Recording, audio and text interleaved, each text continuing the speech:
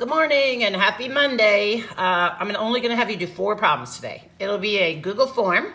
There'll be multiple choice, and it's important that you watch this video because the first 2 will be like this number 1 here, and the second 2 problems on that Google form will be like these. So what you're going to be doing is writing equations of lines that are parallel to other lines. So if you follow these steps, it'll be really easy to get through these 4 problems. So you might want to just jot a few things down while you're watching this video, just so you remember the steps of how you do this. Okay, so the first type of problem, they're going to give you an equation, and they're going to give you a point. And so what you're going to do is find the slope. The slope is the number that's in front of this x, so you're going to use that number. So you're going to use m of 2, and then you're going to use the point. Now, if they only give you 1 point, then you choose that point to use. So that is -1, 5. So remember, that's your x, that's your y. Then you're going to use this formula of y minus y1 equals m x minus x1, because that's your point slope formula, and we'll fill those values in. So we're gonna keep that y minus, but we're gonna use this y right here. That goes right here for 5. And then your slope, that's the number that was in front of your x. That goes in front of the parentheses.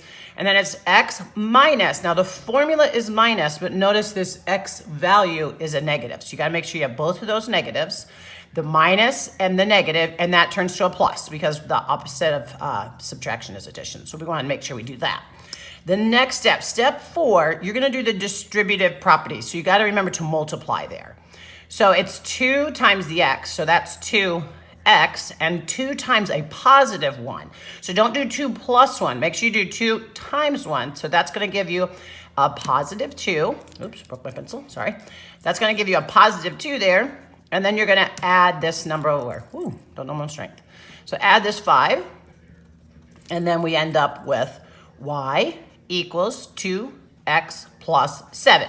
And this is going to be a multiple choice, so then just go and choose the right answer there.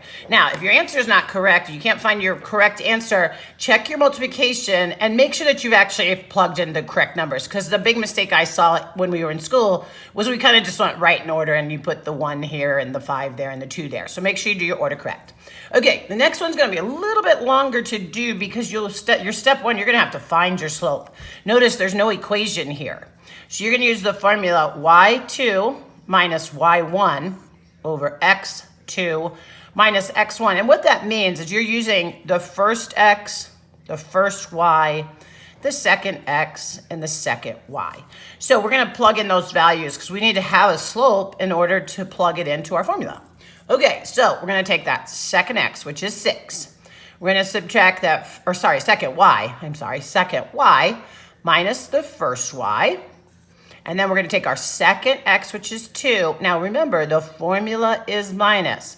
But notice you do have a negative on that, so make sure you have that -1 and don't just do 2 minus 1. Anytime you have those back-to-back negatives, we're going to make that a plus before we get rolling there. Now, 6 minus 3, that's 3.